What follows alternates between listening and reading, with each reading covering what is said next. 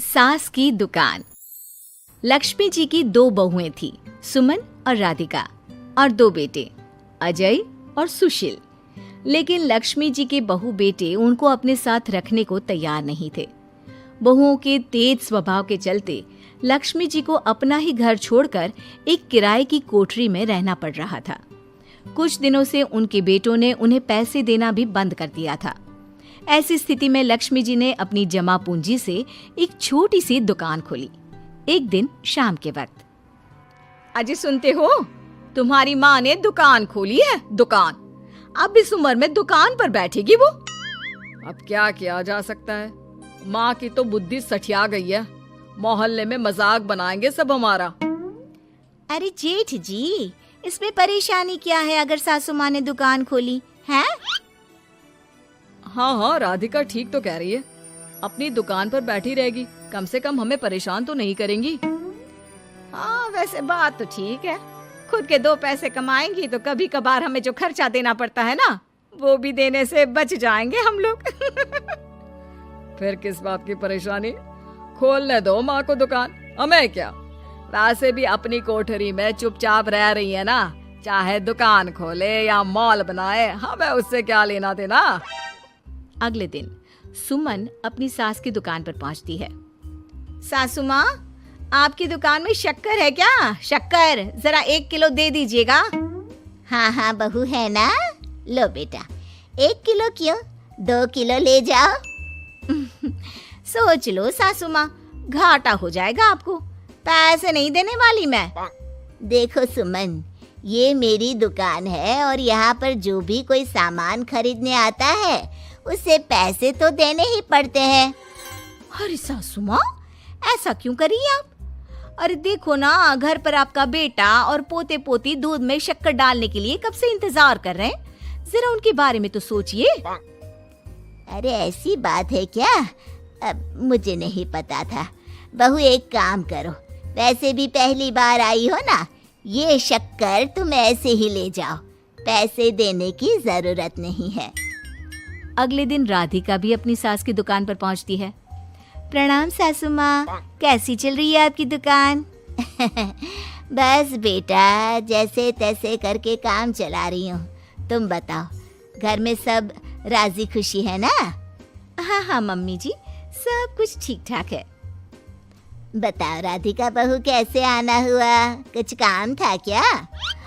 वो ना मम्मी जी, मुझे जरा 5 किलो आटा चाहिए था।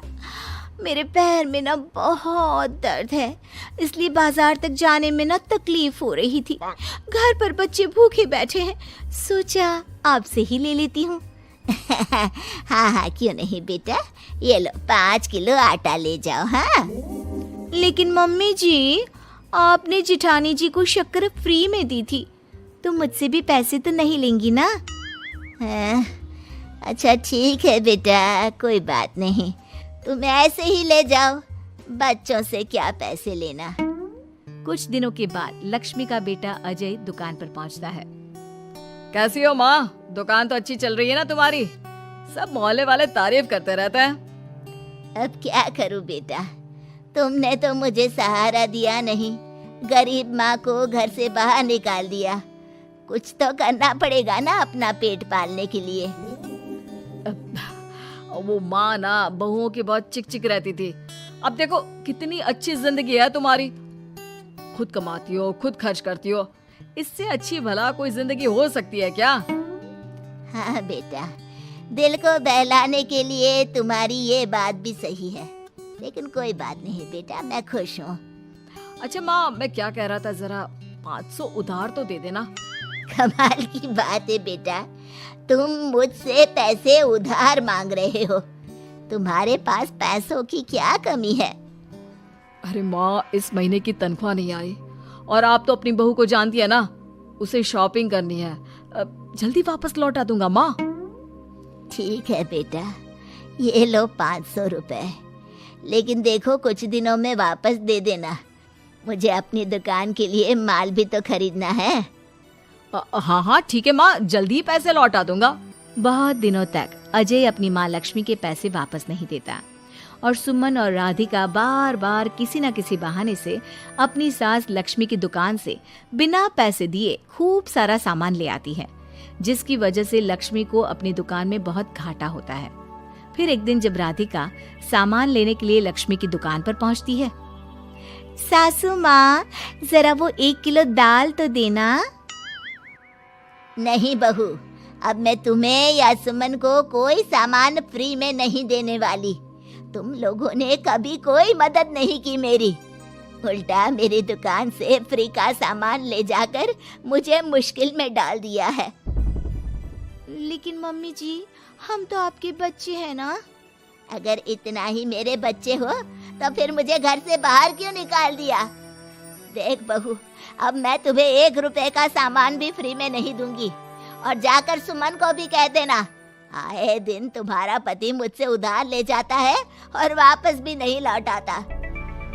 राधिका गुस्से में घर वापस आती है। घर आने के बाद, क्या हुआ राधिका, बहुत गुस्से में लग रही हो तुम? सासू माँ की दुकान पर गई थी ना? सासू माँ का तो कुछ करना पड़ेगा, जब से ये दुकान खोलकर बैठी है। अक्कड़ तो देखो उनकी। अरे लेकिन हुआ क्या है? होना क्या है, दाल लेने गई थी, मुझे 4 बातें सुनाकर उल्टा भेज दिया, कुछ दिया भी नहीं। ये तो सासू माँ ने ठीक नहीं किया। देखो मेरे पास ना एक बहुत अच्छा प्लान है। कैसा प्लान भाभी? हम अपनी सासू माँ की दुकान में किसी चोर से कहकर चोरी करवा देते हैं और सारा सामान अपने घर मंगवा लेंगे। उसके बाद हमारे पास फ्री में सामान भी आ जाएगा और सासू माँ की अकल भी ठिकाने आ जाएगी। ठीक है भाभी, मैं आपका पूरा साथ दूंगी। आप जल्दी से ये काम करवा दीजिए। और 2 दिनों के बाद सुमन और राधिका एक चोर से मिलकर लक्ष्मी की दुकान में चोरी करवा देते हैं। हे भगवान, ये क्या हो गया? इस उम्र में जैसे तैसे अपना गुजारा कर रही थी, लेकिन चोर मेरा सारा सामान लेकर चले गए। अब क्या होगा? तभी वहां पर राधिका और सुमन पहुंच जाती है। क्या हुआ सासू माँ, बहुत दुखी लग रही हैं आप। अरे क्या बताऊं, मेरी दुकान का सारा माल चोरी हो गया। अब अगर आप अपने ही बहू बेटे को सामान नहीं देंगी तो ऐसा तो होगा ना सासू माँ। अब राधिका की बात सुनकर लक्ष्मी को यकीन हो जाता है कि इस चोरी के पीछे कहीं न कहीं उसकी दोनों बहुओं का ही हाथ है। लक्ष्मी एक प्लान बनाती है। पैसे उधार लेकर अपनी दुकान में फिर से खूब सारा सामान ले आती है। अरे भाभी, देखा आपने, सासू माँ की दुकान तो फिर से सामान से भर गई है। हाँ वही तो, मैं तो सोच रही थी कि एक बार में उनकी अकल ठिकाने आ जाएगी, पर लगता है फिर से कुछ करना पड़ेगा। लेकिन अब हम क्या कर सकते हैं? अरे वही जो हमने पहले किया था। इसका मतलब फिर से चोरी करवाएंगे? हाँ, उसके बिना हमारा काम कैसे चलेगा? और इस बार चोरी करने हम दोनों चलेंगे, कुछ नहीं छोड़ेंगे उनकी दुकान में। सुमन और राधिका दोनों मिलकर लक्ष्मी की दुकान में चोरी कर लेती हैं और सारा सामान चुपचाप अपने घर के स्टोर में लाकर रख देते हैं। लेकिन सुबह होते ही लक्ष्मी पुलिस लेकर सुमन और राधिका के घर पहुंच जाती है। इंस्पेक्टर साहब, मेरी इन दोनों बहुओं ने ही घर में चोरी की है। अरे ना ना इंस्पेक्टर साहब, ये हम पर झूठा इल्जाम लगा रही हैं। अरे हम क्यों इनकी दुकान में चोरी करने लगे? माँ, आपको शर्म नहीं आती अपनी बहू पर झूठा इल्जाम लगाते हुए? हाँ माँ, हम आपके बेटे हैं और ये आपकी बहुएं हैं, आप ऐसा कैसे कर सकती हैं? लक्ष्मी जी, क्या आपके पास कोई सबूत है? अरे इंस्पेक्टर साहब, आप इनकी बातों में मत आइए। ये हमारी माँ है और इनकी दिमागी हालत ठीक नहीं है, इसीलिए तो हमसे अलग रहती हैं। इंस्पेक्टर साहब, मेरी दिमागी हालत बिल्कुल ठीक है और मेरे पास इन दोनों के खिलाफ बहुत बड़ा सबूत है। बताइए, क्या सबूत है आपके पास? आप जरा मेरी दोनों बहुओं के हाथ पानी से धुलवा दो, फिर सब कुछ साफ साफ पता चल जाएगा। अरे हाथ पानी से धोने से क्या होगा माँ? आप दोनों मेरे सामने अपने हाथों पर पानी डालिए। जैसे ही राधिका और सुमन अपने हाथ पानी में डालती हैं, उनके हाथों का रंग लाल हो जाता है और ये देखकर सब लोग हैरान रह जाते हैं। अरे ये क्या, तुम्हारे हाथों का रंग अचानक से लाल कैसे हो गया? क्योंकि मैंने अपनी दुकान के सारे सामान पर एक तरह का केमिकल लगा कर रखा था। मुझे पता था जो भी चोरी करने आएगा वो सामान को अपने हाथों से उठाएगा और उसके हाथों पर रंग लग जाएगा।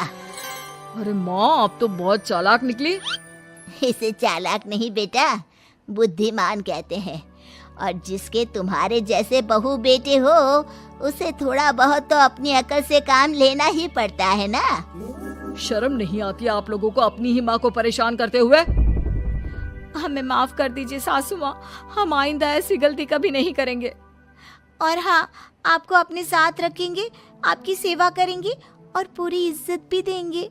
हमें माफ कर दीजिए।